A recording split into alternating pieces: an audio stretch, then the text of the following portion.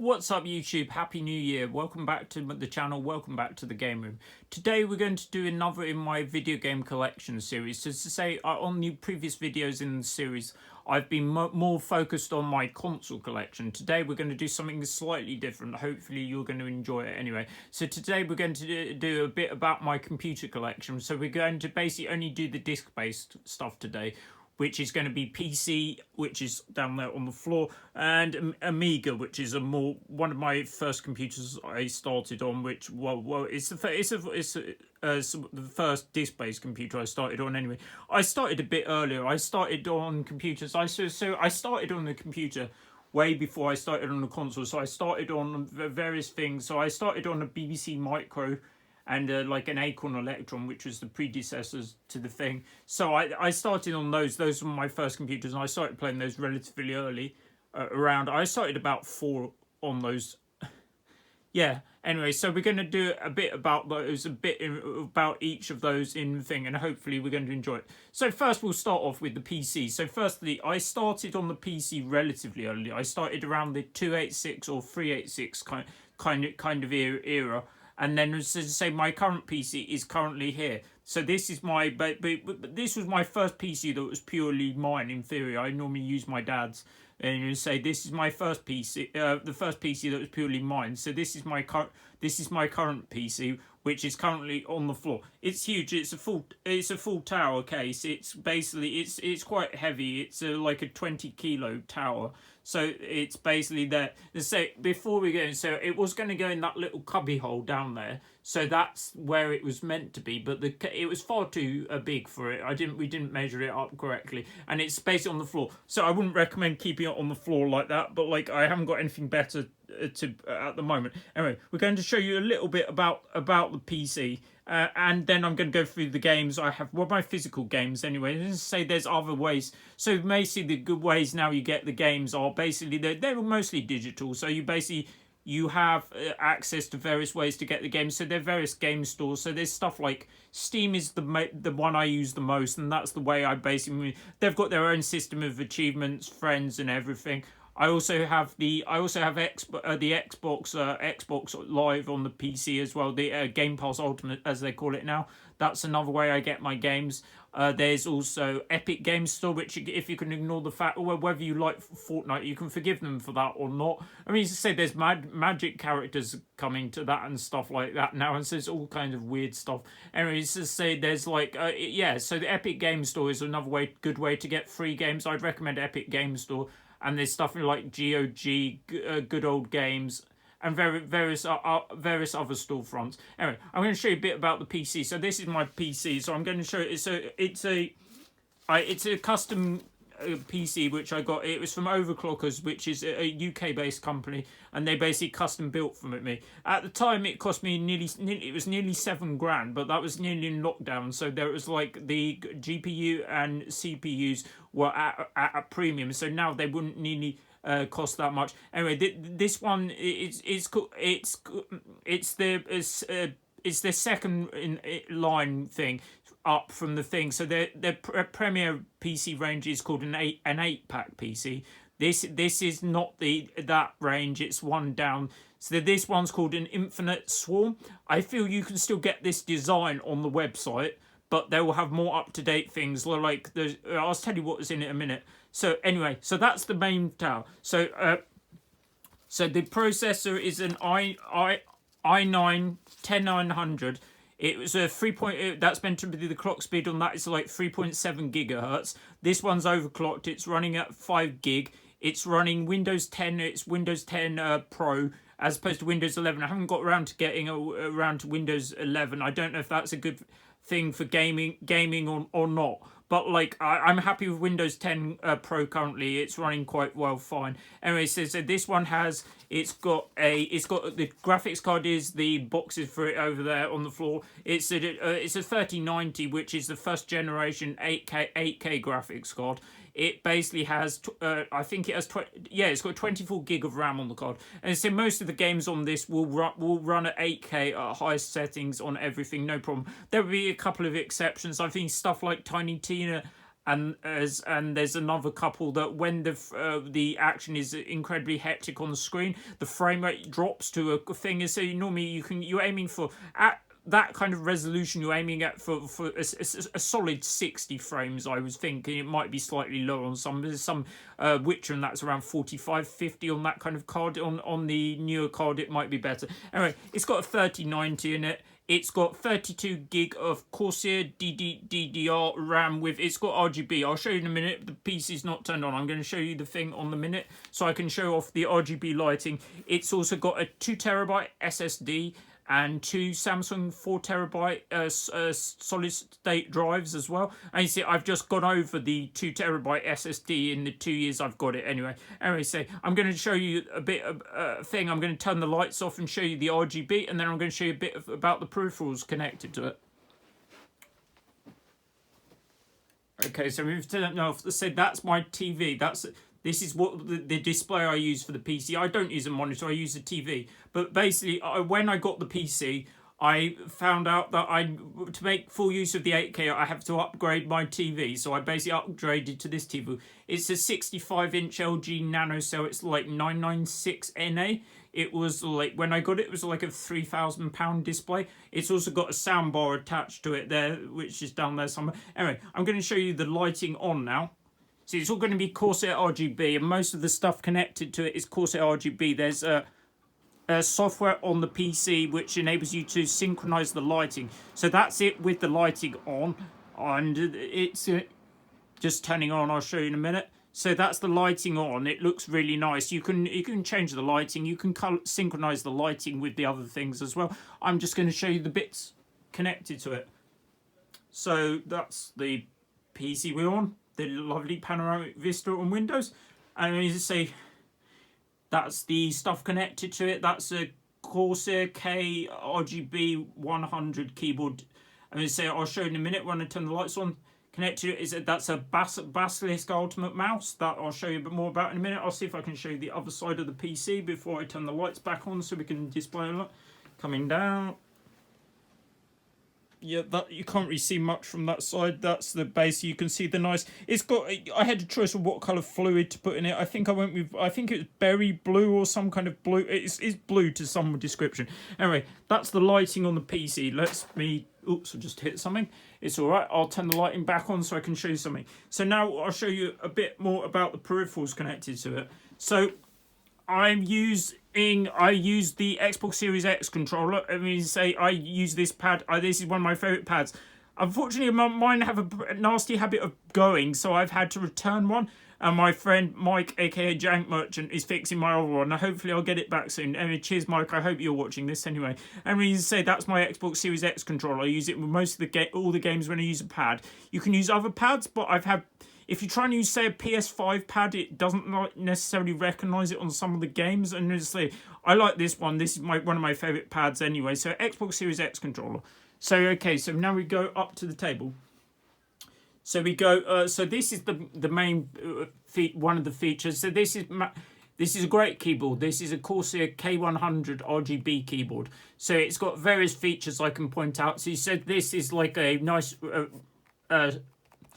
It's like a place to rest your wrists. It's a wrist rest, I would describe it as, and that's clips onto the keyboard. It's also got these keys up the side, the G keys, which are like macro keys, which you can use them to define various functions and shortcuts, which you use. I haven't even got into them. I'm assuming people that play like stuff like MOBAs are more likely to use them.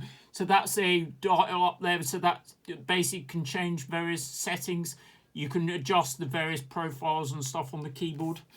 It's got that's like a volume, and then that adjusts, so that basically enables you. It has integration with your music streaming platforms. So you've got like integrations with like Spotify, and that it enables you to select the tracks and everything, and it's got a volume up and down and various other features. And I said that's the keyboard, a great keyboard. I always use it.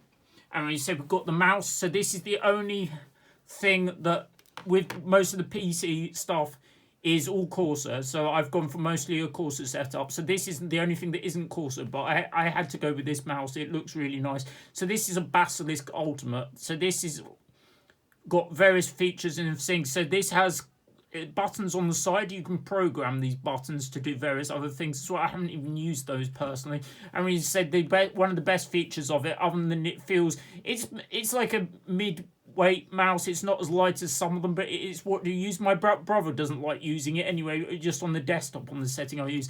Anyway, it's got this wheel on the back, which is like a resistance thing. It can affect the DPI of the mouse, so you can goes between, I can't remember what it is, what the DPI range is from. Anyway, I've got it on the setting I like. You can customize various profiles and various bits on it as well. Anyway, that's the mouse, Basilisk Ultimate. Anyway, that's most of my setup. I will just go in. Oh, that's the soundbar across there. That's an LG soundbar for those who use. So I will just show you the physical games I have, and we'll carry on. Okay, so I'm just going to pick them up in any order, and we will just go through them. So I'll start with what I have in the pile. They're not necessarily in any order. So we'll start with the first one. So this is Tales of Monkey Island. So this is one of the later PC games. So this is in the Telltale series, and it's a continuation of the various Monkey Island games that started. It started back on the Amiga. You might even see the original ones in it. So this is Tales of Monkey Island. I haven't played this one. Oh, notice to say I made a mistake when I got the PC, and it does not have a disk drive. I probably should have got a physical drive as well. I'll probably have to get one at some point to enable me to play my older games on it. Anyway, so that's Tales from Monkey Island. This is the newer Monkey Island game is also available. I do like my point and clicks. They just don't do very many of them nowadays. I mean, to say, the point and click games are very good fun. The humour on them is generally quite good. You're going to see quite a few at some point. That's Tales of Monkey Island. The newer one's available on Game Pass as well if you're looking into that. So now we've got the next one. So this is Torchlight. So this is a Diablo clone. I would say it's probably better than, I wouldn't describe, it is a clone, but like I would describe it as it's got stuff on its own merit. It's quite a good game. It's like a Diablo-like game, and you've got your various character classes and that as well. I mean, you say the one thing that this one has that separates it from Diablo is more, it's kind of its world setting. I'd say it's more bright and vibrant. Diablo is a bit more gritty and realistic. Torchlight, I think, is fairly bright, and it's more than like a Nintendo kind of palette. It's uses the bright kind of colours. Anyway, you also have pets that you can use on the thing, which separates it from Diablo a bit. I don't know if I played more Torchlight or Diablo. In theory, I've only played Diablo I played 2 and 3, I think. Diablo. Torchlight, I've played the 1 and 3, I think, or was it 1 and 2? I can't remember. And the most recent one. So the most recent one is, so Torchlight is now basically, there's a free-to-play version. It's called Torchlight Infinite.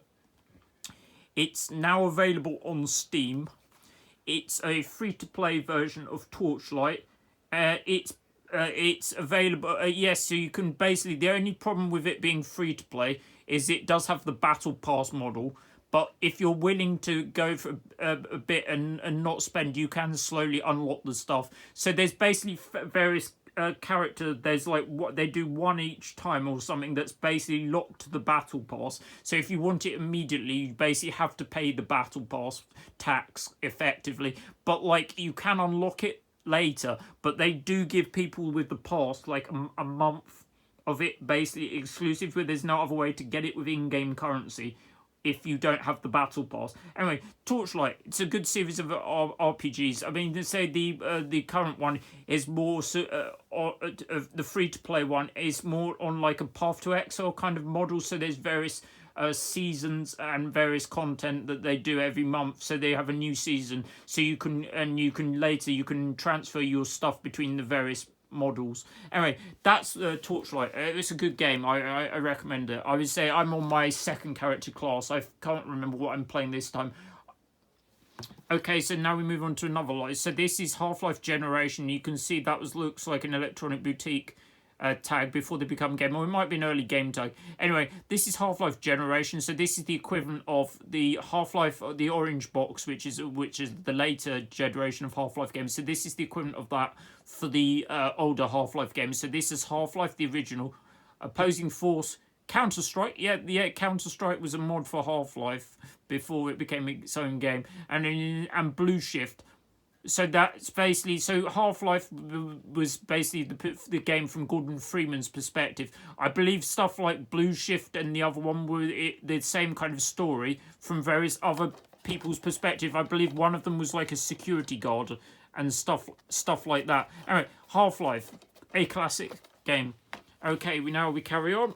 So we've got Dawn of War Anthology. So this is a selection of the Dawn of War games in a box set. So it's Dawn of War, some expansions. I mean, I do like my Games Workshop games. I'm not sure whether I prefer the Warhammer 40,000 universe or the Warhammer Fantasy universe. There are other good Warhammer games that are available on the PC. So stuff like enjoy Vermintide. I enjoy Vermintide, especially when I'm playing with my friends. So I enjoy Vermintide, and there's also other games like the Blood Bowl games, which are they're in the Warhammer Fantasy universe anyway. So I enjoy this. I do enjoy Games Workshop games. I would just say I enjoy playing the games anyway, not so much painting the models. Anyway, so it's fine. All right, I'll carry on with that. And we've got Dungeon Siege, but this is another like Diablo clone. Not much to say about it. It's going to say. Right, so we've got Blizzard games. So we've got this is StarCraft. This is Wings of Liberty. This is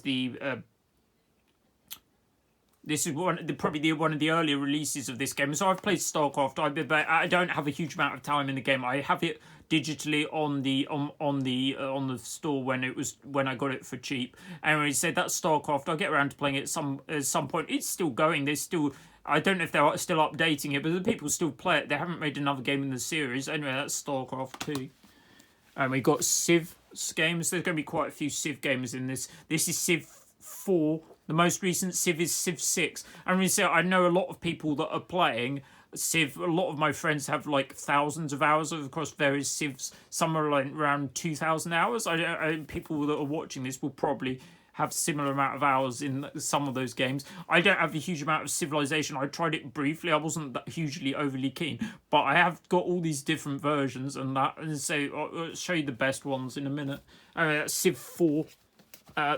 So this is Civ Chronicles. I got this because it has an exclusive. It has Civilization, the card game, in the box set. It also has this nice DVD present, video, and various other things. I think this is Civ 1.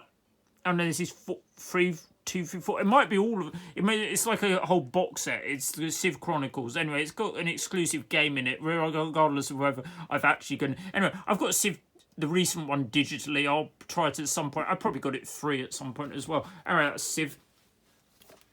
This is Roller Coaster Tycoon 3. This is the gold edition. So this is basically, I think I might have played Roller Coaster Tycoon. It's going to be similar to something like Theme Park. I remember playing Theme Park on the Amiga, which I'll go through the Amiga games. I'll get to them at some point. So Theme Park was it's basically like a management game where you basically had to build various rides and things in your theme park, and I imagine that's going to be similar to this game. You could also alter the level of salt on your chips, for instance, and then you could put like the drink stand next to it and basically make your customers thirsty and they're more likely to spend more money.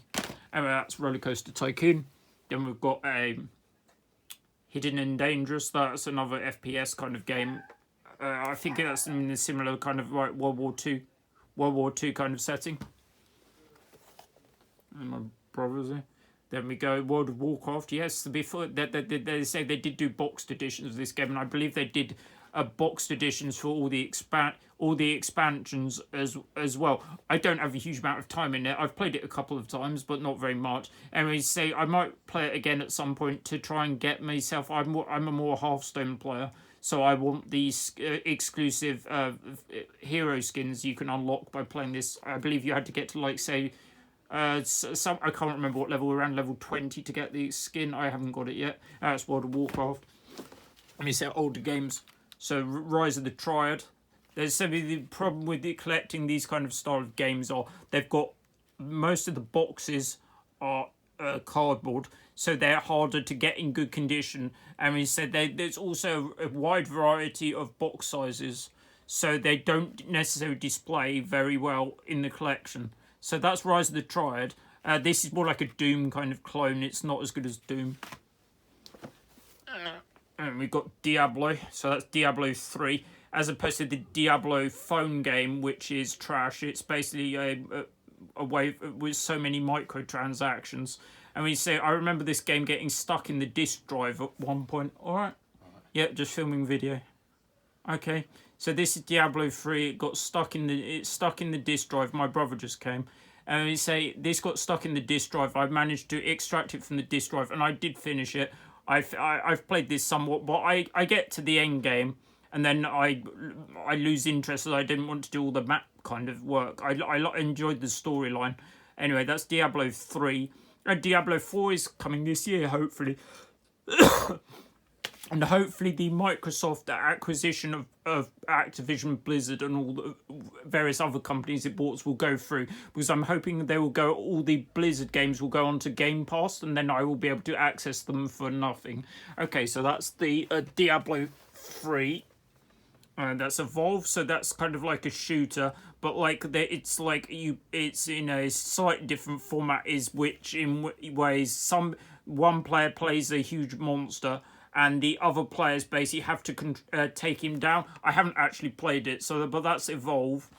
Right, so we carry on. So we go this pile.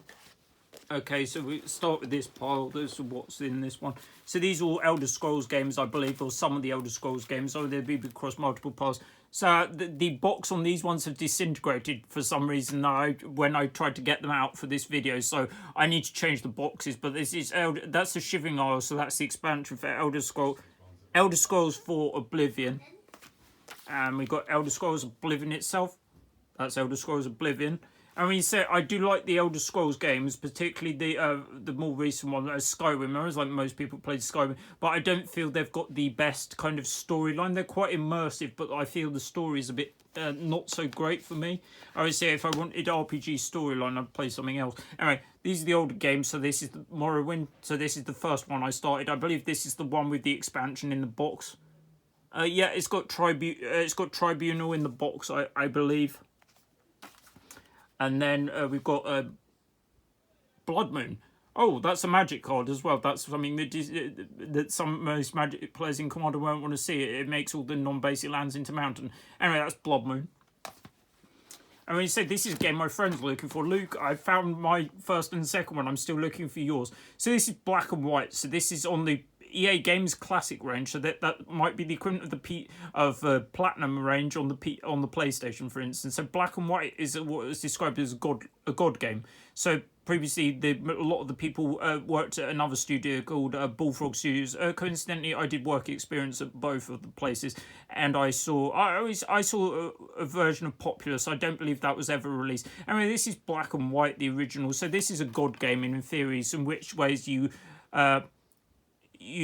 basically have a load of people, and you basically have to get them construct buildings and stuff like that. The way this one differs from those other kind of games, and is which you have a large creature. You basically have a large creature like a deity kind of thing, which you can basically it can become good or evil depending on your actions towards it. And you can raise it and get it to do. You can even get it to behave well or not. I mean, so that's Black and White. Also, there's some kind of game called Doshin the Giant, which I've on the N64, which I feel I've never played Doshin, but thought that would be a game I'd be interested in. That's Black and White 2. Black and White 1. I'm still looking for a copy for you, Luke. Don't worry, I'll get it for you. And that's Black and White 2, which is the sequel. It said this one cost me 99 pence at the time. I would go to say with the prices, I'm going to link all my collection on price charting. I'm going to say I don't think price charting is very good on disc-based stuff, particularly. So I don't know if a lot of these are going to show up in my collection in my video, but I'm showing you what I've got. Anyway, there might be a different pricing service for various that, but I generally use charting anyway. I'll link my collection on charting in a minute. And we just said we'll carry on with these. Right. So these ones I remember getting. My auntie got me these for Christmas one year. So it's Warcraft, Orcs and Humans. That's the original one. This is thing, and the shareware version of Wolfenstein. So how the shareware games are, for instance, at the beginning, both of them are shareware actually. So shareware games were basically either given away or low price, and they were basically just the initial episode. For instance, on Doom, it was like episode 1. and basically then you could get the upgrade to the full versions by normally phoning the distributor or something, and then you'd upgrade your version. So Wolfenstein, this is Wolfenstein 3D. There was an even earlier Wolfenstein game which was 2D. I think it's Castle Wolfenstein, I believe it was, and there's lots of other Wolfenstein games. Anyway, that's Wolfenstein 3D, the shareware one. And then outside of my parents, my brother, there's not many people who actually bought me games. Then we say we carry on. That's Doom, the shareware version, and Rise of the Triad. That's like another Doom-esque game. And then these are full versions. This is Shadowlands and Wizardry Crusaders of the Dark Servant. I remember playing Wizardry on the Amiga. They're more like an Eye of the Beholder thing. So they're from a first-person dungeon crawling perspective. So that's Wizardry Crusaders of the Dark Servant. Right, so now we'll carry on. So this is basically one of my favourite PC game, collector's edition anyway. So this is Rome Total War 2. This is that thing of it. So this is Rome Total War Collector's Edition. I paid £4 for this one. I got it in the same place I got Pokemon games early in the year. And I also got from there, that was, it wasn't this year anyway, it was last year. And I also got a Toggy, which was also a bargain. Anyway, this one cost me £4. This is a special collector's edition of Total Rome 2. Anyway, I'll open it and show you a bit about it. So this is really nice looking. I mean, I couldn't find a pricing for it. I could see one separately that's trying to sell on Marketplace for it's around the £50 mark. Anyway, I show you what's in it. So we've got the Total Rome 2. This is like a steelbook edition. I mean, this is like it's like a gaming board. It's got like various things. It's got like various counters and stuff. So it's got a cloth map, some cards, and I believe it might be coins. Are these coins? I feel they're coins. Anyway, it's completely mint. It was completely mint. It barely looked touch. Anyway, I was quite happy to get it. I mean, so Total War is basically a game by the Creative Assemblies. They did various other war games. They did more like those kind of games. So like so now they've branched out. They've done various other ones. So there's like the most recent ones are set in the Warhammer universe. There's various other historical ones. Anyway, also I used to play Magic near the Creative Assemblies. There's a load of the people that used to play Magic with me back in Horsham. We used to a lot of them work for Creative Assemblies anyway. Anyway, so that's Total War Rome 2. Alright, we'll carry on. So now we go to yep. So we've got, so this is one of the games I remember. So this is Neverwinter Nights. It's set in the Forgotten Realms setting. I have a reasonable amount of D&D experience. I started around at the end of 2nd edition. So the feature of this game being, this was the first game to use the D&D, the 3rd edition rules. It was the first D&D game to use the 3rd edition rules. So you can see the game tag in the top corner. That's probably what I paid for it in the game. I didn't think Game and that did many PC games anyway. Anyway, so this was in the Forgotten Realms setting. I mean, it's a good game. I quite enjoyed it. If you enjoy your 3rd edition rule set, it was fine. I mean, the other one were a bit early for me because I didn't technically play that much 2nd edition tabletop. Anyway, that's Neverwinter Nights, a good D&D game. I need to say there's another Neverwinter Nights 2, but I've never played it. That's the expansion, Neverwinter Nights, Shadows of the Undertide. And the other expansion, the second expansion is Neverwinter Nights. Here is Hordes of the Underdark. So that one's got more drow in it. If you like your drow and like Dritz and stuff like that, you're going to like that one. I mean, it says Neverwinter Nights, the Hordes of the Underdark. Okay, now we move on to some other games. So we've got Witcher games. So basically, I was looking for so I've started Witcher on the thing. I'm playing it on the PC at the moment. So the Witcher recently had a content thing. The next gen update came, and basically it's upgraded the graphics and various aspects of the game, and it also comes with a lot of mods content in the box now. So now the game is looking massively better. Anyway, this is the original Witcher. I picked it up to try and finish my series set of Witcher games. So this one is a PC exclusive. It never came out on the console. The other ones have all come out on the console. 2 and 3 have anyway. Anyway, so this is one. I haven't played this one. I was serious. I'm probably not going to play it. This was one of the most games I picked up recently. This cost me £1. I mean, to say a reason why I'm not going to play it now is because they're going to do a remake. And I feel that game will probably use the more recent engine. And I feel I'm better waiting. Anyway, that's a nice one to have for the collection. Anyway, that's Witcher 1.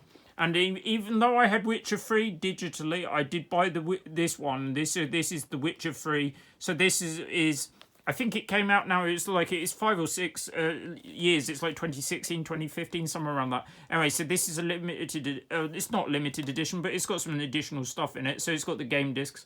It also has a soundtrack CD, and I believe there's a physical map in it as well, which is useful. Anyway, I'm enjoying Witcher at the moment. See, I started on the second game on the Xbox 360. I feel you could probably play this one and not having played the other ones. I don't feel you're missing out on that much, I would think. Anyway, say you could probably play it. Anyway, Witcher looks really good now. I would think it's one of the best looking games of its generation at the moment. Anyway, say that this is the physical edition. Right, so now I'll go back to an old... I think this is one of my old games. So this is Omnicron Conspiracy. It's kind of like a sci-fi kind of exploration kind of game. That's not what I'm going to show it to you. It's more to do with the discs. Okay, so they open up.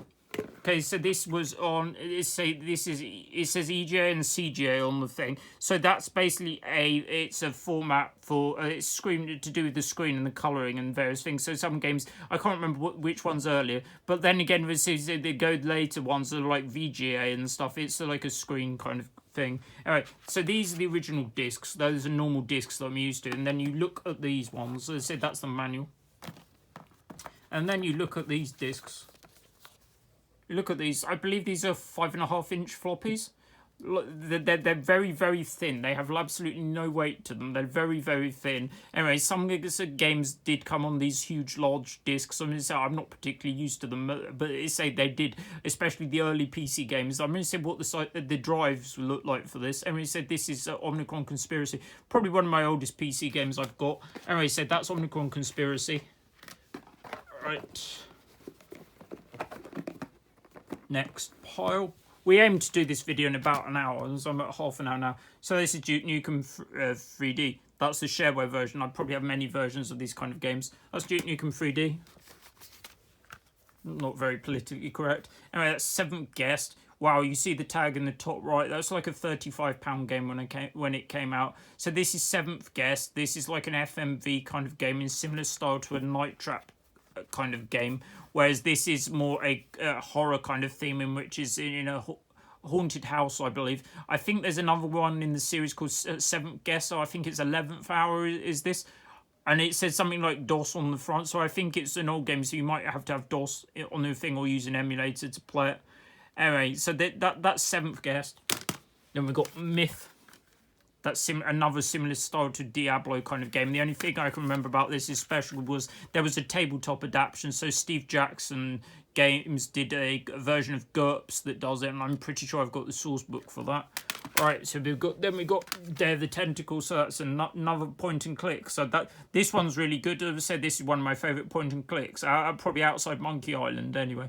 Anyway, this is Day of the Tentacle. So this is the sequel to Manic Mansion. Oh, coincidentally, you can actually play Manic Mansion in the game. I believe you go to the PC and you can play the entire game Manic Mansion in it as well. Anyway, so that's Day of the Tentacle. So basically, this is similar to, I would describe, it's got three main characters will basically get lost basically in time and various periods. So imagine stuff like, say, Bill and Ted the film. So in Bill and Ted, they travel in a phone box. In this one, they travel through time in what's called a chronojon, which is like a toilet that travels through time. It gets flushed through time and goes through various periods of history in which the three characters get separated, and your aim is to reunite the characters, and each character has its own kind of like storyline, and they cross over and they can transfer items some ways between each other. Anyway, this is a really good game. This is one of the best point and clicks. I really enjoyed it. The humour in this game is very, very good. I wish they'd done another one in the series. Right, so now we go over to SWAT. This is like a standard FPS kind of thing. I imagine it's similar in style to a Rainbow Six kind of thing. I haven't played it for a while. Right, now we're going to Sims games. So like this was the one I started on, Sims 2. I was like wondering what all the fuss was about. I would say I've tried it at some point. I mean, coincidentally, the newest Sims is available. It's gone free to play recently, so I might try that at some point. Anyway, this is Sims 2. I was playing a reasonable amount at this point. This was around the period of Pentium 4, I believe, was the thing. And it was probably, I would think it's probably Windows XP around this time. Anyway, this is Sims 2. And then we go to the expansions. There's many expansions. There's so many. I believe there's even an IKEA one or something, which is really weird. And this is Sims 2 Nightlife. And Sims 2 University. My favourite one, the pets. So I love my pets. I mean, my dog isn't currently with us. She's normally around there somewhere. She's not currently with us. Anyway, so maybe she'll make an appearance by the end of the video. We don't know. Okay, that's fine. So now we go through the other ones. So I'm going through Spore. So Spore is like a god game or real-time strategy kind of thing. The difference is you basically, you start basically, it's hard to say, I haven't really played it.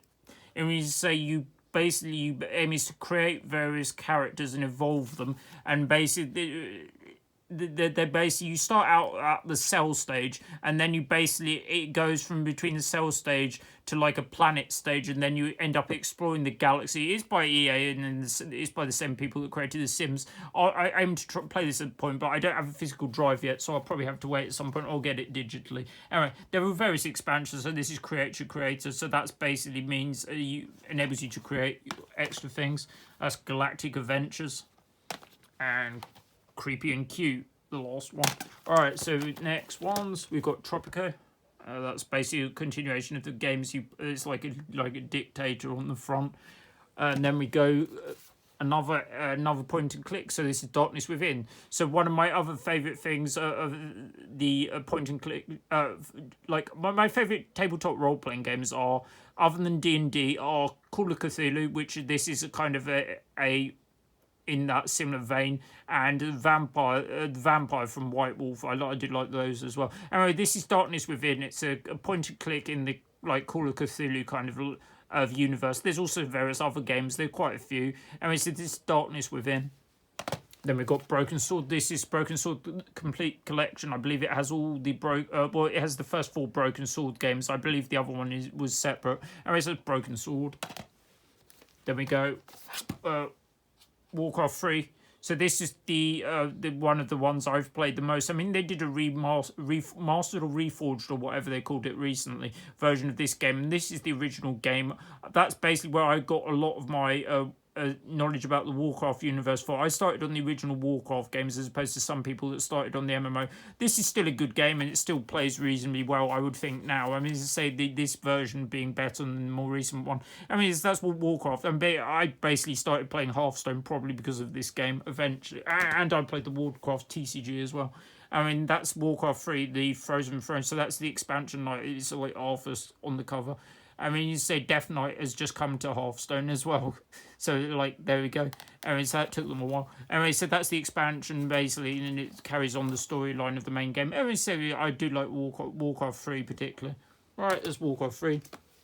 And then we go Bubble Bobble and Rainbow Islands. So this is on Explosive. So this is probably like a PC kind of budget label. They're like a re-release various thing. So Bubble Bobble is one of my favourite games, and Rainbow Islands is the sequel to Bubble Bobble. So basically, but the story in Bubble Bobble is the dinosaurs were like, they're Bub and Bob. I can't remember which one's which. Bob and Bob. One's blue, one's green. Anyway, it doesn't really matter. They play nearly the same anyway. I mean, you say they do. So Bubble Bobble basically is they started out as human, and they basically became transformed into dinosaurs by the villain, which I think is Baron von Blubber, if I remember correctly. Anyway, so these are the dinosaurs. They get basically their aim is to try and regain their human form. So the first game is more similar to like a Donkey Kong kind of game. It's all on a single screen. There isn't any scrolling or anything, and your basic aim is to defeat all the enemies and move on to the next screen. It goes 100 levels. And it also, once you get to the 100 end, it goes back to at the beginning, and you have to go through the second loop effectively in that game. So that's Bubble Bobble. They say Rainbow Islands is the sequel to Bubble Bobble, which they became human again. And they're basically, the game is different in quite a few ways. Basically, no longer is it on the single screen. Basically, your aim, it now scrolls. So the aim is get from the top of the bottom to the screen, and you now use rainbows rather than bubbles to climb this screen. Anyway, I love Bubble Bobble. It's one of my favourite games. It's a great game. It's a classic. I mean, you said there's other Bubble Bobble games available. I'm trying to complete a set. There's ones available for the NES. and particularly those are expensive. Part 2 and 3 particularly being quite expensive, and there's stuff like Bubble Symphony and Bubble Memories, which are generally arcade games. All right, coincidentally, I have another copy of it. I'll show you this one as well. So this is also Bubble Bobble featuring Rainbow Islands. I don't know if this is an earlier version or not. I mean, it says DOS product on it. So DOS was an operating system for PC back in the day, but there was like Windows and DOS. I mean, you say you might need to use an emulator for it. Now, anyway, that's Bubble Bobble with Rainbow Islands. And then we got Vampire Masquerade Bloodlines. So I do like my vampire White Wolf kind of things. Like also I played Werewolf as well. I also did tabletop. I did live action and tabletop vampire. So I played a Nosferatu, which is like the kind of like horror classical ones inspired by the old school kind of horror films, like the black and white ones particularly.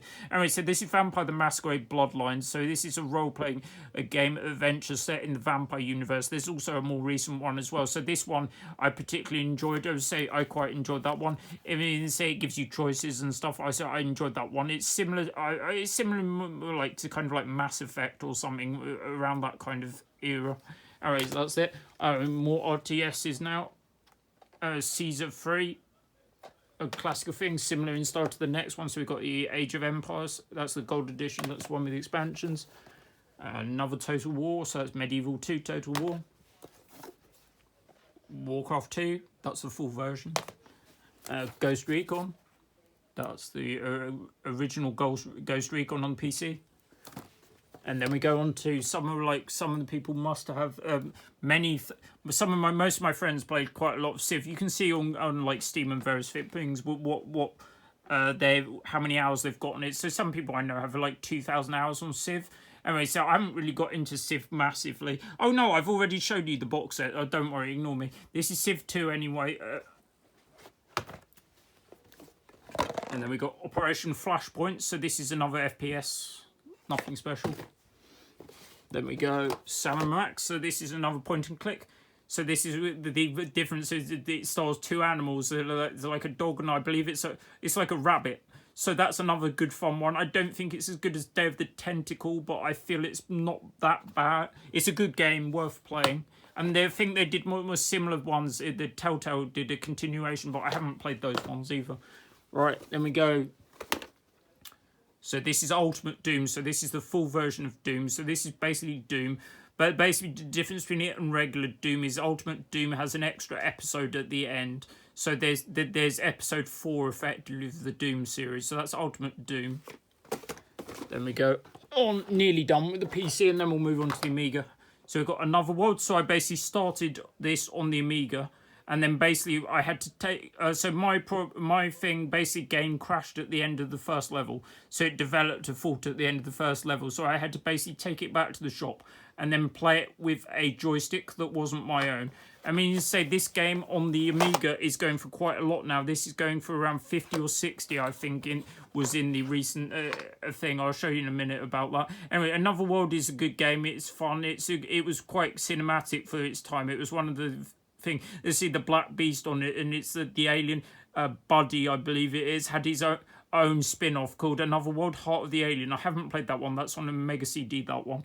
Anyway, that's Another World, and there's also another game which is similar by the thing, which is called Flashback. Right, now these next ones are going to be like cover discs that I basically got from Retro Gamer magazine. I'll show you more about Retro Gamer in a minute. So this is 105 essential emulators. Yep, before the internet, they basically put them on disc. Or anyway, this is an Amiga Forever, so it's the Amiga emulator. One Masters, so that's like some other games. Elder Scrolls Arena. Yeah, that's the original Elder Scrolls. That's a re-release anyway, though. And they've got the Ninja Trilogy. I remember having these on the Amiga. You might see the original version shortly. Lost Ninja Trilogy. 2D shmup, shoot 'em up collection. Yeah, I love my shmups, and there's quite a few on that game, on that disc. So I think this was the original disc I got. So I started Retro Game about issue 9. This was the original disc. That's 50 games on that. And then it's Jarrell. So that's 40 games on it. So that's this publisher was more prevalent in like the 8-bit era. So like Spectrum and Commodore 64. Lamarama. So that's basically the Lamasoft collection. So there's a load of Jeff Minter games on there. So Jeff Minter basically put most of them are like psychedelic kind of games. So they're like shooters generally. So Lamatron being one of my favourites. So Lamatron is basically like Robotron, other than it's got llamas in it. That's basically a Lamatron. Anyway, so that's one of my favourites. Then I've got another one, so that's just that I got that Classic Gaming Expo when it was in Croydon. Can't remember what's on it. That's Arcade Classic, so it's Windows and Amiga compatible, but it's on a CD. I didn't think the Amiga had a CD drive, or most of the models of Amiga didn't, so that was probably for later Amigas. Retro Gamer, so that's a compilation of Retro Gamer, so that's like the first 30 issues on one disc. And to finish with, there are two crossover things which are like my Magic things. So this is Magic Battlegrounds. So this is not a mainline Magic game. This is basically a thing I would do. It's like Magic in real time. It's similar to something I would describe it as similar to. It's a tower defense kind of game. So you basically summon your things, and you've got various different lanes, and the aim is to defend the towers and basically thing. So this is similar to now. So there's another game which is similar to now, which is called Mini Masters, which is my most played game on PC. I'm nearly 700 hours play on it. I mean, say that's a really good game. I recommend Mini Masters. It's free to play. It's available on Steam. Anyway, that's Magic Battlegrounds. As I say, I wouldn't mind playing that at some point, but I haven't got the physical drive again. Right, and now that's this Magic the Gathering. So this is the original way to play Magic, or at least on a PC anyway, as opposed to the actual game. So this basically, say, the most famous thing about this game is it's not a bad way to learn how to play the game back in the days, but the computer's AI was terrible. Anyway, so the main thing of this game is Chandelier. So Chandelier is like a quest mode, which means you could you have to go around a overworld to basically build your decks as you go, and defeating various things. I mean, you can find a Black Lotus in a dungeon. I'd love to find one of those in real life, but no. And there was what was called the Astral Set, which is like 12 cards that were exclusive to the game, and they were never as physical cards because they had some digital elements. Well, it's like Hearthstone. Some of the cards wouldn't ever be printed in a physical game.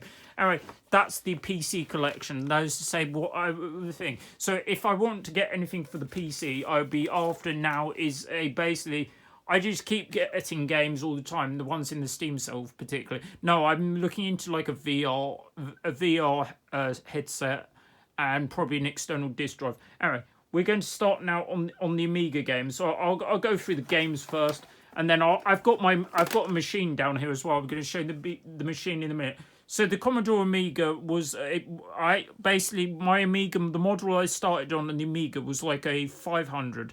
So which the 500 model is, I think it was the Amiga 1000 came out first, and I think the 500 was a cut down or cheaper version. Well, I say it wasn't really cheap at the time. I remember my dad getting it. I say thanks, Dad. Unfortunately, he's no longer with us. He died, unfortunately, but he always say, his memory will live on. Anyway, thank you, Dad, for giving me my start on the computer. I thank you very much. Anyway, let's say we'll carry on with the games. All right, so we've got so these are basically the games. So Amiga games are basically on disc as well. So this is the Hit Squad. So this is like a budget label. Again, this is going to be the series of games. Again, I've got Rainbow Islands again, and yeah, I've got many versions of Rainbow Islands. I'm missing some of them, but like there's these Rainbow Islands, and then we've got Bubble Bobble. And then we've got New Zealand Story. So New Zealand Story is another fun one. It's similar in style to a Bubble Bobble or that kind of game in which the art style. But this one is scrolling. I mean, you would say you play as Tiki, which is the little Kiwi in the thing. And your aim is to go around like it's technically New Zealand or the Auckland and stuff, the Isles, and basically defeat the various animals. It's a fun game. And I feel there's a more recent version of New Zealand Story as well. As Dragon Ninja. This is like a scrolling beat 'em up, similar in style to kind of like a shinobi kind of game. I need to say, but my Amiga has the also came. I got the 1 meg upgrade for my Amiga as well. So that was not the base model. Anyway, so then we've got California Games, a fun version of these things. So this is like California Games on the Amiga. It's one of the classics in the series. It's got various events. It's all fun. It's like Footbag, which is like a kick the ball kind of thing. It's got like a half pipe. And I believe all the events are in this version. I mean, some of them cut them all off. I mean, it's Vigilante, another scrolling fighter, similar to Dragon Ninja or Shinobi. Oh, these are all Kicks games as well. It's another publisher. And this is Super Scramble, so it's like a motorcycle thing. These ones, I believe, look like packing games, but I'm not sure because they don't have the... Say, I'll show them to you anyway.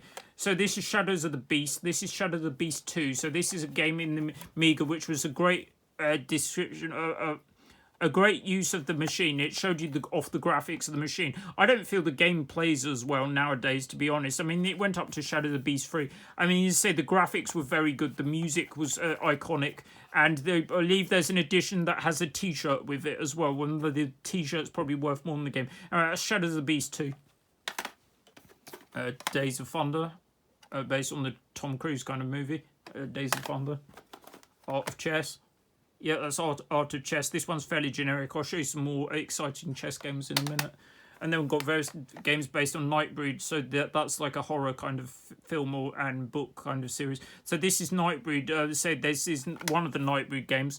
I don't know which one's better. I can't really remember. So this is Nightbreed. And then this is Nightbreed, the action game. So there's two different games.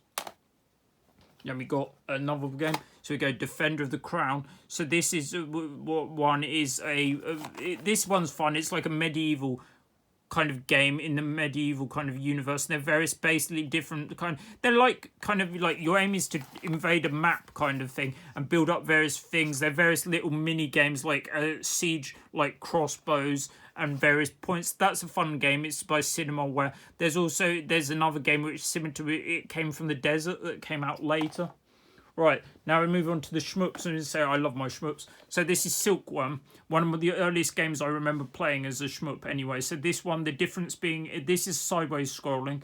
They say you have a helicopter and a jeep, and you can also play two-player, and one person can be the helicopter and the other player can play the jeep. I don't believe you can both play as the same one though, but I'm not 100% on that one. I believe it also came out a sequel to this, which I haven't played, called Swiv.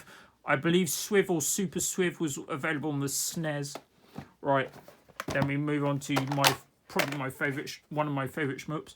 It's Zen 2 Mega Blast. So this is Zen 2 Mega Blast on the Amiga. So this is iconic shooter of the time. And it is, I've got the Mega Drive version as well. And I believe you might even be able to get a CD32 version as well, which I believe is more expensive. Anyway, this is Zen 2 Mega Blast.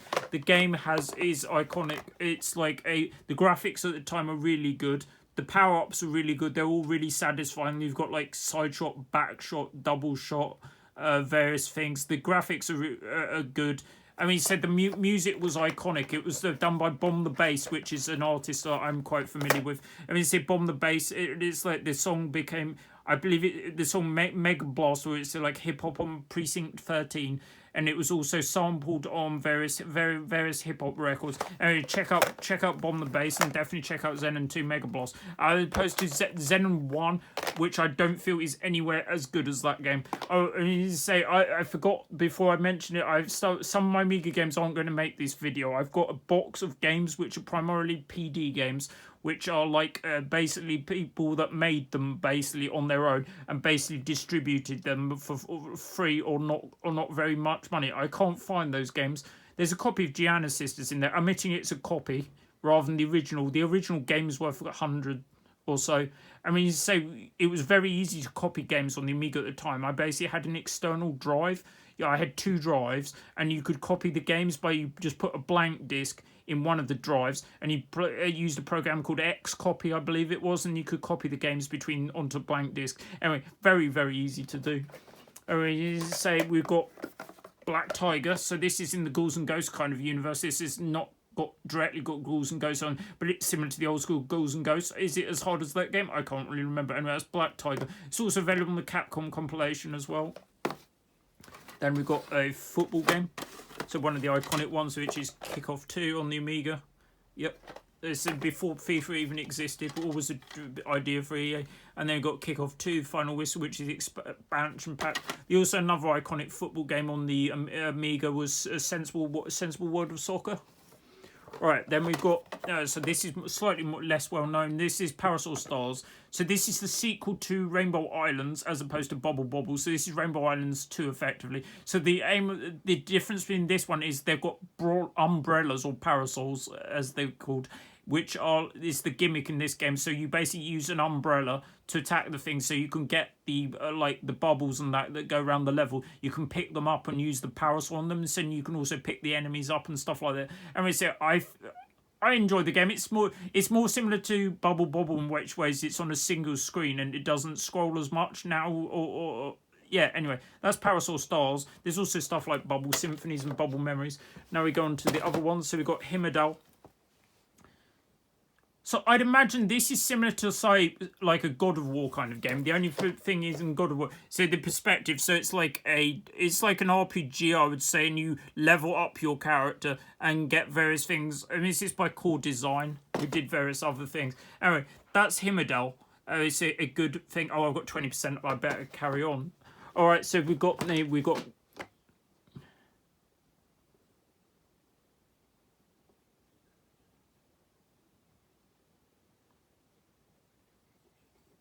Right, so we're sorry about that. I was got low battery. This is Willy Beamash, another point and click. I don't believe this ran on my Amiga, but with a megabyte, so you might need more than a megabyte. This box is huge anyway. Right, that's Willy Beamash. And we've got another point and click. These are mostly point and clicks. I've got lots of them. That's Flight of the Amazon Queen. Then we've got Space Quest. That's Space Quest 3. There's a long running series of lots of Sierra games. Then we've got, this is a multiple compilation box, so this has got Cannon Fodder. Cannon Fodder is a great game. It's like you basically control a squad of units, and they basically have to go around a map with things, but it's got mouse control. So basically, I believe your initial squad members were called Jules and Jops. It was quite controversial at the time due to its use of the poppy in the game. Anyway, there's also T2, the arcade game, Chaos Engine, which is another game by Bitmap Brothers that did Xena, and you've got Settlers, which is like an early RTS game. Oh, that's The Settlers as opposed to Settlers, which is a board game, which is an iconic board game. Anyway, that's that one. Back to the Future 2, based on the movie. So this is Barbarian, the Ultimate Warrior. So this is basically I think my copy stopped working. Anyway, this is the original Barbarian. So the iconic thing about this is the cover print. So that's Wolf from Gladiators. Anyway, he was in the British Gladiators, not the American Gladiators. And that's Maria Whittaker, the model on the front. Anyway, that's Barbarian. They said this was like a one-on-one kind of fighting game. This was, I think, one of the earliest games that used fatalities, similar to Mortal Kombat. So in theory, you could chop people's heads off, I believe, if you did it correctly. And we say the other game was Barbarian 2, which I believe is the one in the box, because I think my copy stopped working. Anyway, is a different style game. Okay, so now I'm trying to just go as quickly as possible. Apache Flight, nothing special. Eagle's Nest, kind of like a gauntlet game. Battle Chest. Yeah, so this is the better chess game on the console, on the computer, sorry. So this basically had loads of nice animation on it when the pieces go. A good way to play chess. I quite enjoy chess, other than it being a bit abstract for my liking. Okay. New Zealand Story, another copy. Defenders of the Earth, based on the cartoon series. I remember that cartoon. Toyota Celica GT, racing game. F-16, Combat Pilot, a flight sim. Ninja Rabbits. Body Blows Galactic, so this is like a fighting game, early stimulated fighting game, and this is the sequel to Body Blows. There are not many fighting games on the computer at that point. Stormlord, it's a Houston game. Prison 3, I remember getting that at the car boot. Turtles, that's the one of the original Turtles. Well, it's the console version of Turtles. They released the Turtles collection. It's also available on that. Venus Flytrap. So this is a fun kind of like platform shooter kind of thing, which I quite enjoyed this. And to finish with, we got nearly finished with we've got Shinobi, which is one of the thing I remember. That was one of the like 4 cabinets I remember being at the swimming pool when I was there. So I remember there being a Shinobi cab, Double Dragon cab, one of the football games. It's probably Super Sidekicks, and another game which is I found out later was, oh, it'll come to me shortly. Anyway, there's that. And we say we've got some other games. Got these all Codemasters, so this is 16-bit version. So this is MiG-29, another flight game. Miami Chase, like a racing kind of game. Yeah. And we've got Dizzy games. So Dizzy is basically like a thing. So you basically had to the thing of Dizzy was you had very limited inventory and you can only pick up like 1 or 2 items. And your basic aim is to go through the map. It's more similar inside to like a platform kind of game, but you have various items that solve various puzzles. And that's Dizzy. That's the iconic one. That's Treasure Island Dizzy. I think that was the first one I remember playing. And we've got various other Dizzy games, like Bubble Dizzy. I don't think that plays like an original Dizzy game. I think that's more like a spin-off. Then we've got Magic Land Dizzy. Dizzy, Prince of the Yoke Folk. Some of these are later games. And we've got Captain Dynamo. Stig the Slug. Right, so then we've got Lemmings games. So they did various Lemmings game on the Amiga. So this is basically they did various. They've got these, but this one has got the box isn't great. And so this is Christmas Lemmings. So they did it very. I think Christmas Lemmings was made for a magazine, and they decided to do a full release at some point. So this is Christmas Lemmings. Everyone knows Lemmings. I've mentioned it in many of my other videos, and we've got most of them. So we've got this is Lemmings 2 Tribes. This is. It says 1 megabyte required on this one. The difference with this one is you have various different tribes based on various things. Like you've got your space lemmings, caveman lemmings, like sport lemmings, I believe might be one. Anyway, that's that one. And then we've got Oh No More Lemmings, the sequel to Lemmings.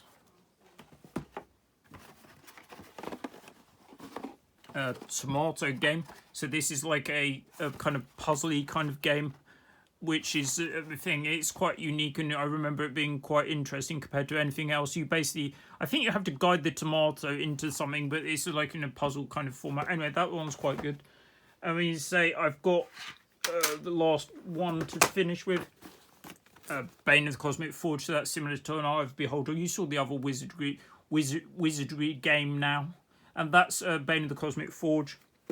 I mean, say I've also got, I'll show you my Amiga in a minute to finish up with. Let's say this is also, if you like the Amiga, check out Retro Gamers. So this is the current one in the UK. So this is Retro Gamer magazine. So they've got an article on Amiga. So they're all telling you about the evolution of the Amiga and the various history and the various games. You can see some of the ones I've mentioned on the cover. So that looks very similar to my Amiga setup. Other than that, I've got the official Commodore monitor. Other than that, anyway, that's the Retro Gamer.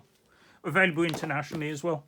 Also, but what I'm picking out, so this is a CD32. So this was my only CD32 game. So that was a Amiga spin-off, which was like, it was the cross between an Amiga and a console. It was on the CD1. I don't think it did very well. Anyway, that's the Amiga CD32. And to round up the video, I'm just going to show you my boxed Amiga. Alright, so this is an Amiga 500 Plus. So this one I got from the car boot. This one cost me a mere £3. I say I've got another one, but my original one isn't boxed because I've had it for a long time. Anyway, I'll just show you in the box.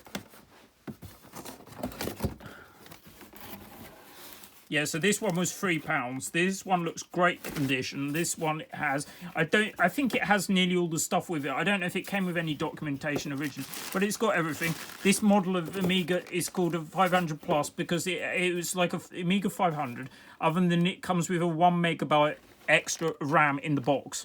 Yeah, so that's the Amiga. All these computers are prone to going like yellow. My original one looks a bit kind of colour, but this one looks pretty good. Anyway, so this is appropriate.